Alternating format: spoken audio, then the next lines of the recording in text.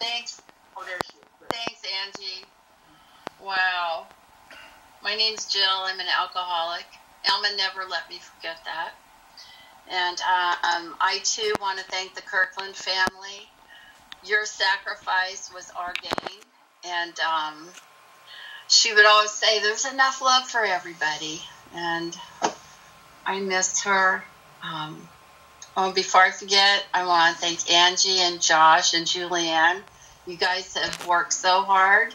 And I can't help but think that there's a little bit of Alma energy fluttering down from above.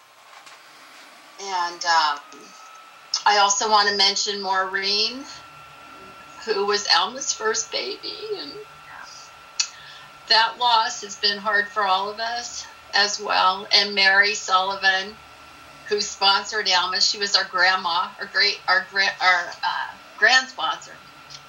Anyway, we are like a big family, and I just adored Alma. She was my sponsor for 32 years. Susie and I always argued who was her favorite, but I know I was. Not really. Alma loved everybody, and she was so wise. She was so witty.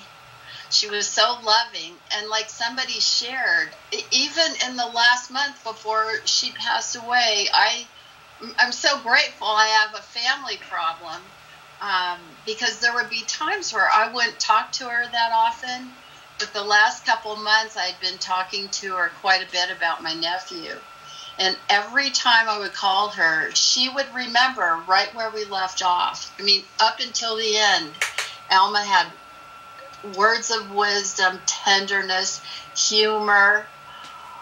It gives me goosebumps to talk about her because I've never met anyone like Alma. And Alma became my sponsor through Terry Wilson. I had a few sponsors and my first few years, and Terry goes, why don't you ask, no, it was Ted, why don't you ask Terry's sponsor Alma? And I thought, oh, Alma, I don't know. I'd heard her speak at East Bay, and I was a little intimidated, and, you know, I too became one of the little babies. And my sobriety sisters are like family. I love the Kirklands, Christy and Scott and Lynette and Linda and Chris. I mean, I think we're all just that string of Alma ties us together, and we are the lucky ones to have spent that time. And I feel so grateful. Christy, thank you for the book of Alma.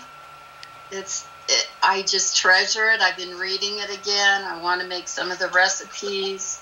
And we've also talked about having the Christmas party starting in 2021, Alma's annual Christmas party. We may carry that on.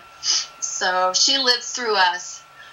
And I just loved how she would talk like a little baby sometimes.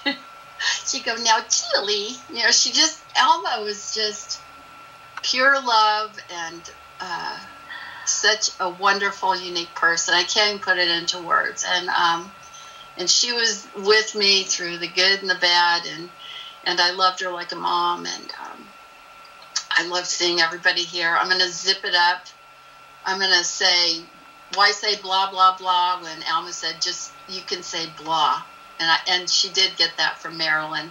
Oh, and they used to, before I forget, Alma loved that she and Marilyn would put food up on that back wall that they shared. They would have potlucks where one of them would make a dish and the other one, and they would trade the food over that wall. So many stories.